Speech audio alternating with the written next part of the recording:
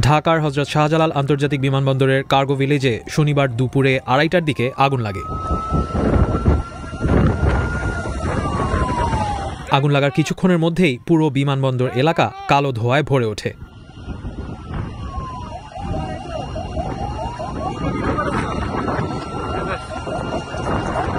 Cargo ভিলেজের যে অংশে আগুন লাগে সেখানে সাধারণত আমদানি করা পণ্য মজুত রাখা হয়।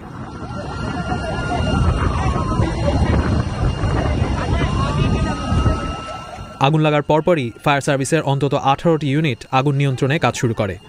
আরও বেশ কয়েকটি ইউনিট তাদের সহায়তা করতে যোগ দেয় কিছুক্ষণের মধ্যেই।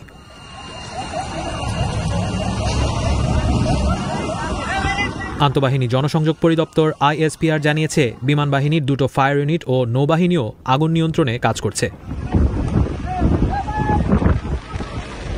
কার্গো ভিলেজে অগ্নিকাণ্ডের ঘটনায় ঢাকার হযরত শাহজালাল আন্তর্জাতিক বিমানবন্দরের সব ধরনের উড়োজাহাজ ওঠানামা সাময়িকভাবে স্থগিত ঘোষণা করেছে কর্তৃপক্ষ।